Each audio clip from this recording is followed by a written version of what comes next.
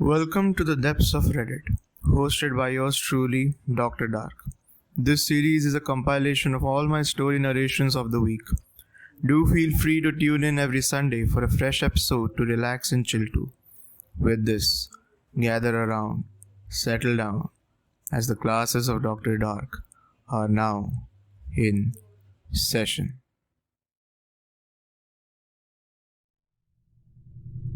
My name is Jacob Snow. I work for NASA as a communication worker. I am the main person who works at this kind of job. So every transmission we get, I get to listen to it firsthand and decipher it. For as long as I have worked for NASA, we have never gotten a transmission from space that wasn't from us. At least until now. Everyone thinks that the government hides anything to do with aliens. But in reality, we don't know much either. Trust me, we have been looking. And we have been looking for a long time, but to no avail. The government is going to hide this though, so I am putting this out here first before anything else. As soon as I tell everyone what I heard, things will turn to chaos. This only happened 15 minutes ago. I am still shaking out of fear from what I just saw. I always had a great fear of us being alone in the universe. In all honesty, I am more scared of us being alone than us not. If we go extinct, that's it. There's no other life out there. It would just be silence and an empty space with no one around. This is my greatest fear. So when I realized that this was from an intelligent life, I got excited. This started only 15 minutes ago. I was sitting at my desk on the verge of falling asleep when I received it. It was just a beeping sound, but it was on every single frequency that I could listen to. At first I thought it was just someone on the space station, but when I looked closer, it was coming from 26 light years away. This meant that this was from an intelligent life form outside of Earth, and it was close. I immediately jumped up and started writing down the sequence of the beeping. It was Morse code. Whoever was sending this knows Morse code, and they are only 26 light years away. This could only mean that this was sent 26 years ago. So whatever this message is going to say isn't modern. I started writing down as much as I could. I had to listen to it a couple of times before I could even make out the first 2 words or something. I kept listening and writing, and only after 5 minutes I got the whole thing down. Now I am no expert on Morse code, so I had to read it a couple of times, making sure everything is right. After only 3 minutes of reading it over and over again, I finally understood what it was saying. I froze. I felt my heart sink. My stomach felt like someone was twisting my organs. I felt like I was about to vomit. It couldn't have been right. It just couldn't.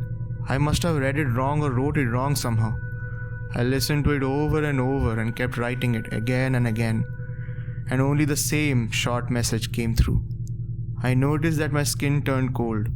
No matter how much I tried rewriting it, I still got the same message. This was it. This was what they said. I got nothing wrong. It was only a short 1-sentence message. But it was real. I looked at the paper I had and read it out loud slowly, and the message they sent was terrifying and clear. You are the last ones. They are coming for you. Hi, I am Nathaniel. I am 25 years old, and as of writing this, I already bought my plane tickets to go as far away from here as possible. But let me go back and start telling my story from the beginning. A few days ago, I found a real estate deal so amazing that I couldn't believe my eyes. A nice 2-story house, fairly big with the price of an apartment. Of course, being the naive fool I am, I jumped into it head first. After graduating college, I landed a nice job as an IT expert in a prestigious company and had made some savings. So my plan was to build a stable life, and this opportunity would essentially give me a head start. It basically couldn't get better than this, or so I thought. The only downside was that the town my new house was in was considerably far from the one I currently lived in. This of course meant a ride in the old flying bus as I packed a huge suitcase that barely fit in its luggage compartments. Did I mention that I'm pretty prone to uncalculated risk-taking behavior? Yeah, I cancelled the lease on my studio apartment before flying to my would-be new home, Pretty smart, right? Anyway, the plane landed. I grabbed my things and I bought a cup of coffee at the airport and took the bus, followed by a cab. I had a phone call from the car shipping company and figured that they'd bring my car to my new house by the time I had done furnishing it. Oh boy, out of all the decisions I had made in my life, I regret this one the most. What wouldn't I give to have my car parked in front of my house right now? I arrived at the real estate dealership. The guy greeted me was a fairly ordinary looking man in his 40s in a suit. He told me that his name was Marcius Coppolo. He was about 5'10", had thinned out grey hair, calm and friendly demeanor, which certainly helped to prevent me from having any suspicions about this whole thing. He told me that the reason why this house was so cheap was because its former owner had inherited a much bigger house from his great-grandfather or something like that, and was now hastily trying to get this property sold to pay his debts. Plausible, right? Yeah, I thought so. While Coppolo was driving us to my new home, we had to make a stop at what looked like a police checkpoint. The man inside the little cabin came out and greeted us. He already knew Mr. Coppolo, and after a casual greeting with him, came over to my window to introduce himself as, quote-unquote, the Neighborhood's Homeowners Association's private security guard. Yeah, quite a mouthful. I sighed and rolled my eyes. It's one of these neighborhoods? Coppolo said that he'd take me to see the HOA president first, to get introduced and such. We drove to his house and rang the doorbell. An old-looking man opened the door and introduced himself as Francesco Spallanzani, the president of the HOA. We'll call him Francesco for the entire story. He looked to be a very old, slow, weak, and fragile-looking man. He leaned on his little stick to even walk. His wife Betty, however, was in complete contrast to him in the sense that she, despite her age, was pretty lively. After a couple of coffees in their house, Francesco, Coppolo, and I drove to my new house. At its empty state, it was a pretty eerie sight. The front porch looked like a graveyard, and the old wooden stairs creaked as we stepped on them. The house was definitely older than how it looked in the pictures. The thin whistling sound of the blowing wind did not help the atmosphere. As we arrived, all the neighbors in the nearby homes came out to greet us. It looked like everyone knew each other except me, and that included Coppolo too. One thing I noticed, however, was that all the neighbors seemed to be couples without any children. There wasn't a single big family in sight. I do remember jokingly asking Francesco about where all the children in the neighborhood went, but he just brushed it off. After the introductions were over, I stupidly signed the contract and they finally left me alone. I started unpacking whatever I had in my luggage and waited for shipping trucks to bring my furniture. As the trucks came and I moved my stuff in, all the neighbors were strangely very helpful. They helped to carry and unpack my stuff and also brought me many gifts. Well, at least there's that, I naively thought to myself. The next morning when I got out to take care of the garden, I found a box placed in front of the door. The card attached had the following written: a welcoming gift from our new neighbors. The cardboard box had 4 smaller white cardboard boxes in it, and inside those were pieces of chocolate. After seeing that, I was very grateful to have such nice neighbors. I thought I was so lucky. Though my gratefulness may have also stemmed from the fact that I was hungry from going straight to bed after a long day of hard work. You know, moving stuff around and such. So I basically gobbled up all the chocolates from one of the 4 boxes. I strangely felt very full after that. I didn't feel the need to eat a full course breakfast. The rest of the day went on with further furnishing and taking care of my new property. And I was pretty chill until I got a phone call from the car shipping company stating that my car had a malfunction with its engine and that they needed a few weeks to fix it. Otherwise, it simply wouldn't take off. The good news after that alleviated my mood though. My sister and her son were coming to visit me and my new home. Been a while since I last saw them, so that definitely was a mood lifter. After they came to visit me, my sister started helping with my decorations and my nephew was playing in the backyard. Everything was relatively normal up until this point. But from there on, everything just stopped. Everything just deteriorated. Because just in an hour, my nephew Stephen went missing. I knocked on the doors of all the neighbors to ask them, but all of them said they had no idea. I called Francesco, but his response was the same as everybody else. I called the cops and filled a missing persons case too. Of course, in the blink of an eye, the joy of my acquisition of a new home turned into a tragedy, as I made no less than 100 phone calls and basically looked everywhere around the neighborhood while trying to comfort my sister at the same time, who cried her eyes out. The search hopelessly ended that day with no leads whatsoever. The next day I found another box on my front porch. This time the card had the following written: "A gift of condolences from all your neighbors." Inside the boxes were just 2 little boxes this time. I opened up one of them and it had chocolates in it. Out of stress, I quickly took a huge bite without much thinking. This one also had that strange flavor and smell that I noticed from the first one. When I bit a bit deeper, though, my teeth stuck on something hard. It was my nephew Stephen's silver necklace. I quickly opened the other box and inside it was just a note. A note enough to make me shiver. "Sorry for the small amount. This one was pretty small and scrawny.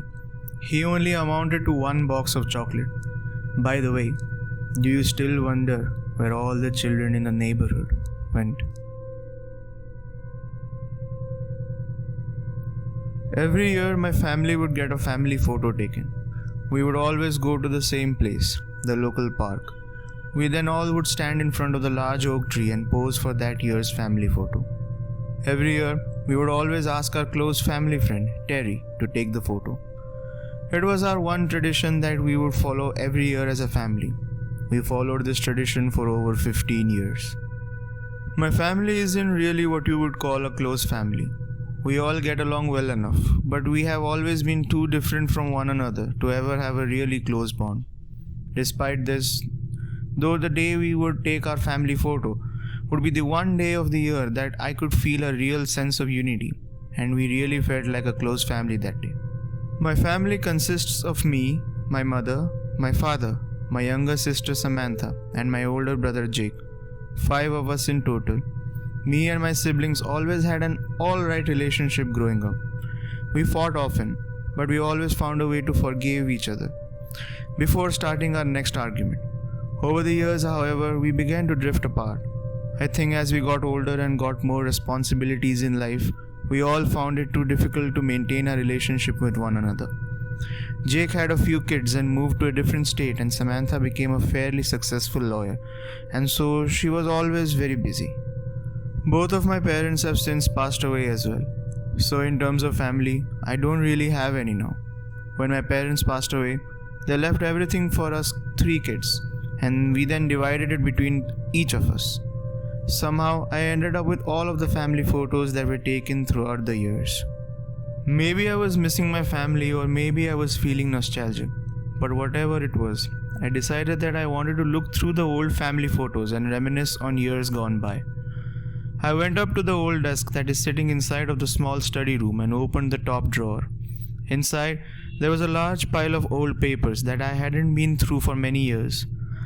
I searched through the old bills and the old letters, looking for the photos that I knew I had placed in this drawer.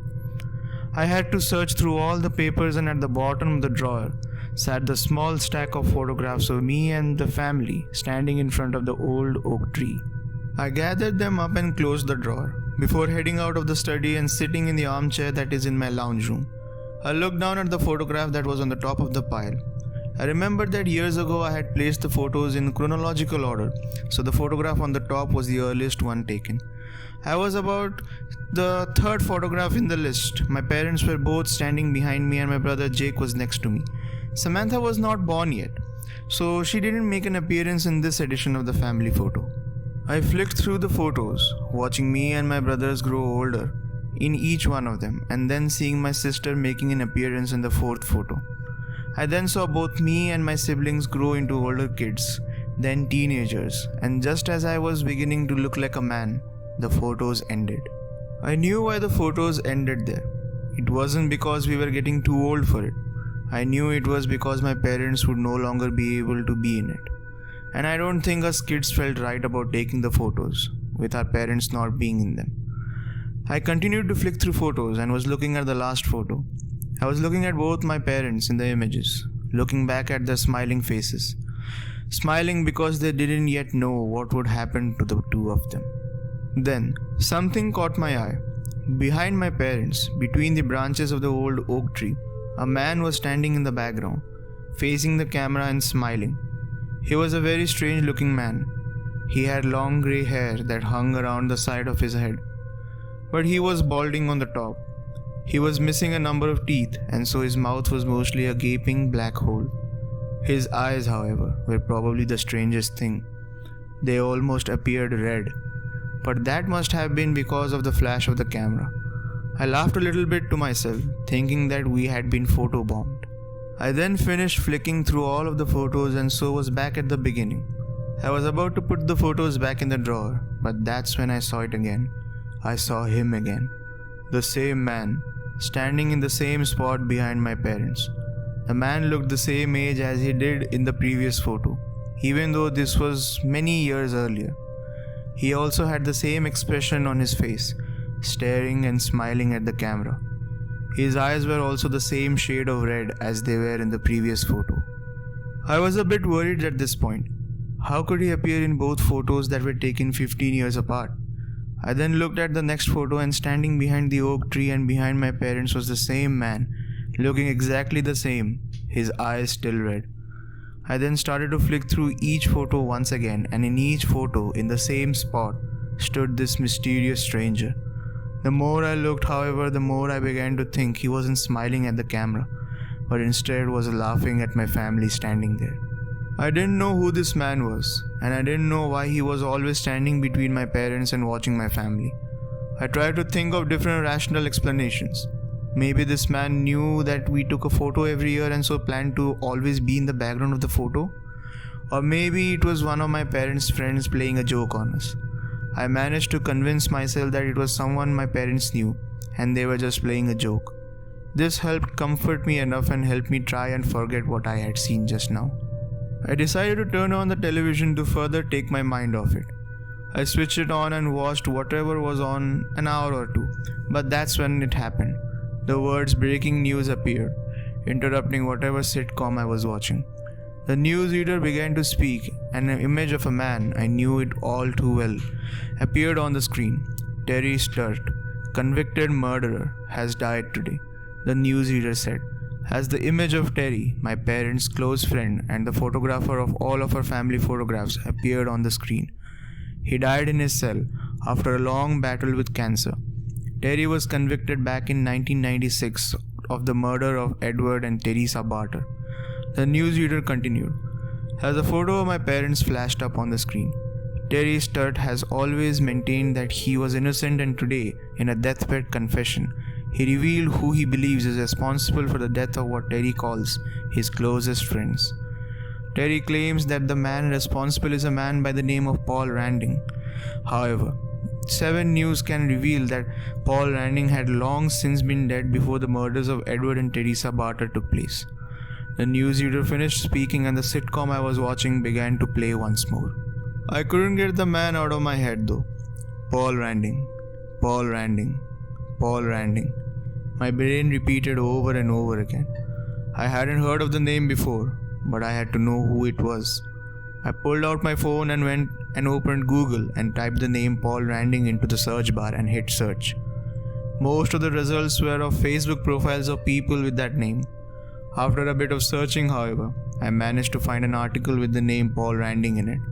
I began to read. The headline of the article read, "Murderer Paul Randing will face life in prison." The article was dated 2nd of May 1943. The article read as follows. Paul Randing has today been sentenced for the hideous crime of a double murder. He has been convicted of murdering a young couple in cold blood. The couple's name cannot be revealed, but it is known that they have left behind 2 young children. Randing, aged 58, will be facing life in prison for his crimes and will likely never see the outside of a jail cell ever again. Underneath the article was a small drawing of Randing, and it was unmistakable. This was the man in the photograph that was standing behind my parents. I didn't know what this meant. How could this man that was jailed in the 1940s be in the background of all of my family's photographs? I decided to look at the photos once again, just to make sure it was the same person. I picked up the small stack of photos and looked at the one on top. But the man was no longer standing behind my parents. He had moved. I looked through all of the photos and it was the same in all of them. He had moved from behind my parents. He was now standing right behind me.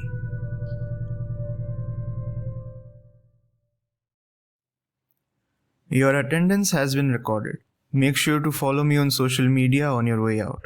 Have your own stories? Submit them on my subreddit. Tune into my stories anytime and anywhere by listening to my podcast. The links to everything is in the description below.